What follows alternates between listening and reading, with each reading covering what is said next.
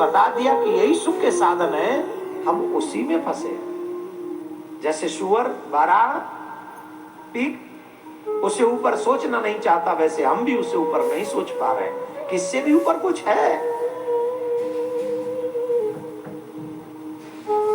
वैराग्य किसे कहते, त्याग किसे कहते? सुखदेव जी महाराज से सीखो। ऐसा त्याग किया, जन्म लेते ही घर छोड़ दिया। यहाँ 3 घंटे घर नहीं छूटता, 4:30-5 बजे आते हैं और जैसे ही थोड़ा सा 6:30 पौने 7 होते, अरे चलें क्या, देर लगेगी जाने में। देर तो तब लगेगी कि जब प्राण भी निकल जाएंगे और भगवान को पा नहीं सकेंगे। उससे बड़ी देर कभी हो नहीं सकती तेरी लाइफ में। सबसे बड़ी देर है वो, सबसे बड़ी देर। कहीं वो देर ना हो जाए जिसकी भरपाई तुम ना कर सको, उसे समझो। मेरे प्यारे, गोविंद ने बड़ी कृपा करी कि ये कथा हमको मिल गई। इसने हमें ठाकुर के चरणों में खींच लिया, इसे समझो।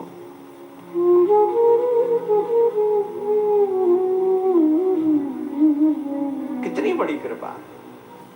नारद जी कहते हैं सुखदेव जी महाराज जो त्याग की मूर्ति थे, जब उन्होंने जो निर्गुण की उपासना में लगे थे, जब उन्होंने ये सुना बरहा पीड़म, कोई इतना सुंदर हो सकता है, कैसे हो सकता है? अरे चलो होगा भी तो। आज मन समाधि भंग हो गई इस श्लोक के साथ। जो निर्गुण की उपासना कर रहे थे, सगुण ने खींचा, अपनी तरफ खींचा कृष्ण ने। लेकिन फिर मन में आया कि सुंदर तो चलो कोई भी हो सकता है, पर किसी के सुंदर तन को देखकर उसे प्रेम नहीं करना चाहिए। अगर प्रेम करना है तो सबसे पहले समझो उसका स्वभाव कैसा है। जब तक स्वभाव अच्छा ना हो तब तक क्या लाभ किसी से। तो एक शिष्य ने उसी समय उनका एक और श्लोक सुनाया, बहुत अच्छा। अहो बकीयम स्तन कालकूटम जिघांसया यदव्याय साध्वी लेभे गतिं धातृ चेतां ततोऽन्यं कम्बा दयालुं शरणं व्रजेम। मेरे ठाकुर जी का स्वभाव कैसा है? पूतना अपने स्तन से कालकूट विष लगाकर आई थी। भावना क्या थी? कृष्ण को मार देने की। कृष्ण ने कालकूट विष पान किया, उसकी गोद में गए और गोद में जाकर कालकूट विष पान करके किया क्या? जो गति मैया यशोदा को देनी थी मेरे ठाकुर जी ने, वो गति पूतना को प्राप्त करा दी। इतना दयालु है मेरा गोविंद। अच्छा हमको एक बात बताओ, तुमने भगवान को कभी जहर पिलाया है? हम जहर पिलाएंगे ऐसा भाव भी कभी मन में आया है? अरे आ भी गया हो तो भी कोई हानि नहीं है। ये तो जहर पिलाने वालों का कल्याण कर देते हैं। हमारे मन में भाव आ गया तो कौन सी बड़ी बात है? तो जो जहर पिलाने वाले का कल्याण करता हो तो क्या हमारा कल्याण नहीं करेगा? हमें वही करना है जो पूतना ने किया था। पूतना ने क्या किया था? पूतना चलकर कृष्ण के पास गई थी। हम भी चलकर कृष्ण के पास चले जाएं। और वो कौन ले जाएगा? बोले जब गुरु जी हमारे कान में मंत्र देते हैं तो आपका संबंध ठाकुर जी से हो गया उसी समय, उसी पल। और जब शरणागति मिलती है तो भगवान कहते हैं मैं अपनी शरण में आए हुए मनुष्य का कभी त्याग नहीं करता, उसकी कभी दुर्गति नहीं होने देता, उसका कल्याण करने का कार्य सारा मेरा। योगक्षेम बाम्यहम्, जो मेरी शरण में आ जाता है, जो मेरा हो जाता है, उसका उद्धार कैसे करना है ये मैं सोचता हूं, उसे नहीं सोचना। मैं तो अपने सभी जो आस्था पे यूट्यूब पे लोग सुन रहे हैं, आपसे बार बार कह रहा हूं, प्रयागराज में चलो। एक कल्प तक पुण्य करने का, भजन करने का लाभ अर्जित करो।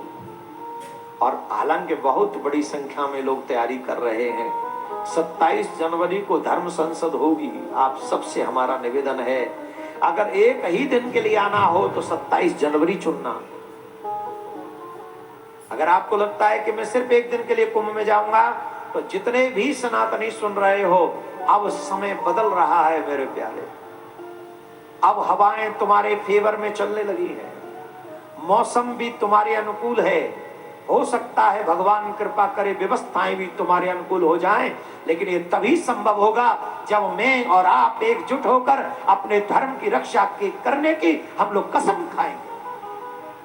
अपने धर्म की रक्षा करने की जब ये पीढ़ी कसम खा लेगी, हम विश्वास दिलाते हैं आने वाली सदियों तक तुम्हारे धर्म का झंडा ऐसे ही फहराता रहेगा।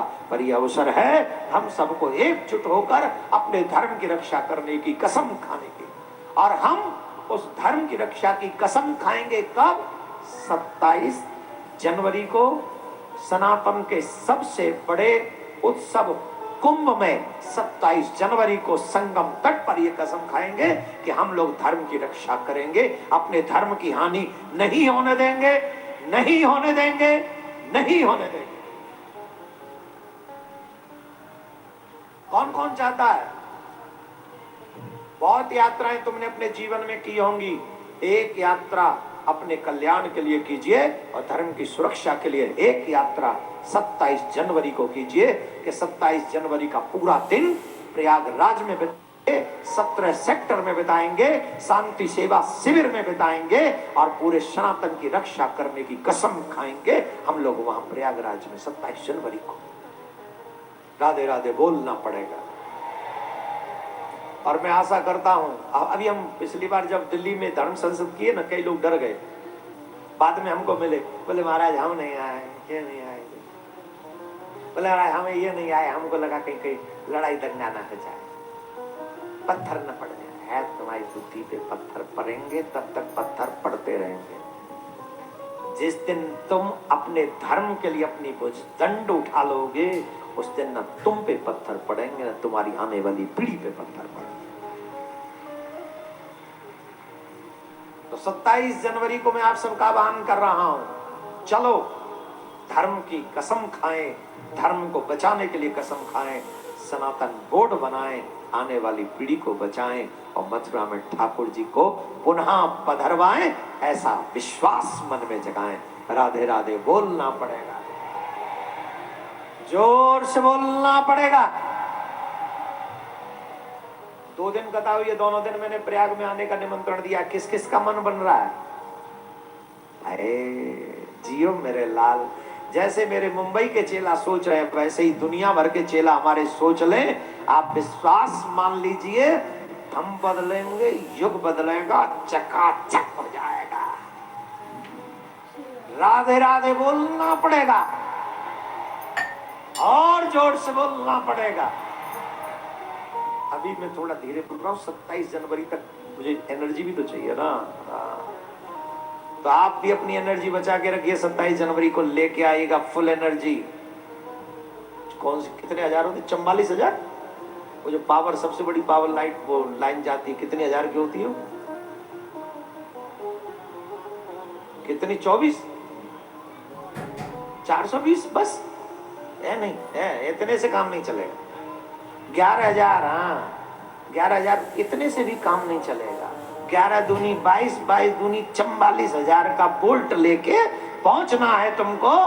कहां पर? 27 जनवरी को प्रयागराज में। ऐसी करंट लगे पूरी दुनिया भर में, उनको लगे कि ये सनातनी जाग क्यों गया है। ये अब से पहले कभी नहीं जागा, अब क्यों जाग रहा है? बता देंगे माय डियर। देर से आ रहे हैं पर दुरुस्त आ रहे हैं। क्या बोलना पड़ेगा? क्या तारीख को? और जिन जिन को पूरा एक कल्प का वास करना है, भंडारे की व्यवस्था करनी है, और भी कोई सेवा आपको करनी है, जितने भी लोग हैं कार्यालय में अभी तुरंत संपर्क करके हमको अवगत कराएं, मतलब हमारे कार्यालय को अवगत कराएं, जिससे हमें पता चले कि कितने वहां पर रहने वाले लोग, परमानेंटली रहने वाले लोग आ रहे हैं। अभी कथाक्रम को आगे बढ़ाएं। देवर्षि नारद ने, सुखदेव जी महाराज ने जब सुना, इतना सुंदर स्वभाव है उनका, भगवान सुखदेव जी ने कहा तुरंत, भैया ये किसके मंत्र हैं, कहां से सुना रहे हो, बड़े सुंदर सुंदर श्लोक सुनाते हो। तब कहा कि हमारे गुरु जी के पास तो इससे भी सुंदर सुंदर मंत्र हैं। अच्छा, हमें भी बताओ भैया। तो गुरु जी के पास आए सुखदेव जी महाराज, और फिर उन्होंने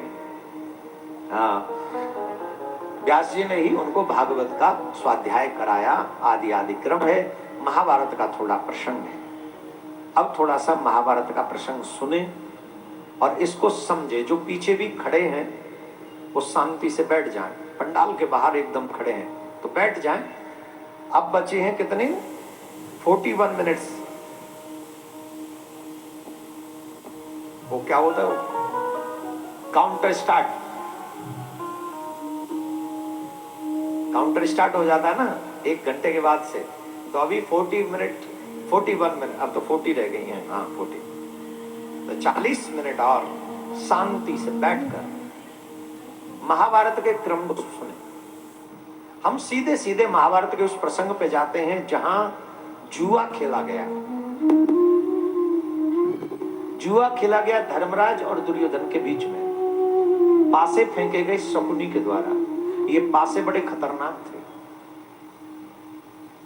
ये पासे साधारण नहीं थे, ये शकुनी के पिता की अस्थियों के पासे थे। और इन पासों को वरदान था कि जो शकुनी चाहेगा वही आएंगे। लोग तो कह रहे धर्मराज जुए में हार गए। जुए में हारे नहीं, छल से हराया। क्यों? पास थे शकुनी की पिता की अस्थियों के, हड्डियों के। और उन पासों को ये स्पेशल वरदान था, जो शकुनी चाहेगा वही नंबर्स आएंगे। तो न्यायपूर्ण तो हुआ ही नहीं है, अन्यायपूर्वक ही हुआ। जब 2 पासे खेलने वाले हैं और उसमें एक के ही पक्ष में पासे कसम खा के बैठे हों तो वो न्याय कैसे हुआ? वो तो अन्याय हुआ। उसके बावजूद भी धर्मराज ने, जुआ खेलने वाले ध्यान से सुने, ये जो शेयर बाजार है जुआ है क्या है? ये जवाब दो।